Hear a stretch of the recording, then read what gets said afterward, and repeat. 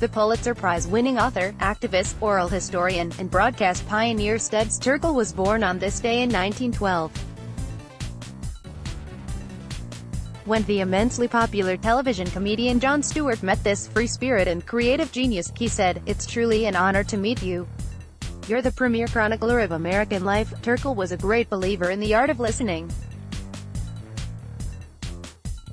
He was one of the lucky ones who landed a radio interview job in Chicago and then managed to expand his curiosity in a series of oral histories of unheralded Americans. He skillfully mastered the art of the interview and used it as a way of getting the man or women on the street to reveal their deepest feelings, ideas and beliefs.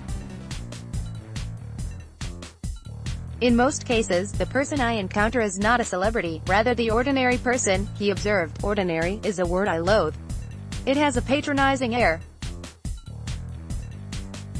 I have come across ordinary people who have done extraordinary things." In Touch and Go, a memoir, Terkel recalls the long journey he has taken and the importance of what we bring to conversations with others. "What I bring to the interview is respect. The person recognizes that you respect them because you're listening.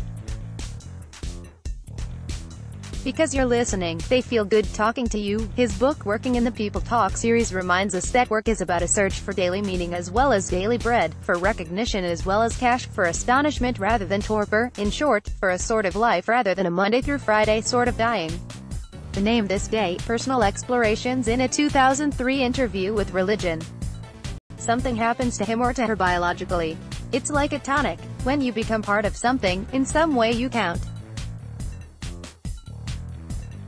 It could be a march, it could be a rally, even a brief one. You're part of something, and you suddenly realize you count. To count is very important. People say, "I'm helpless," of course, if you're alone. There are so many groups, environmental groups, other groups, but there is no one umbrella. When asked, "What do you hope for?" he replied, "I hope for peace and sanity. It's the same thing. I want a language that speaks the truth. I want people to talk to one another no matter what their difference of opinion might be. I want, of course, peace, grace, and beauty." How do you do that? You work for it. I want to praise activists through the years. The ones in the book are alive today. But I praise those of the past as well, to have them honored.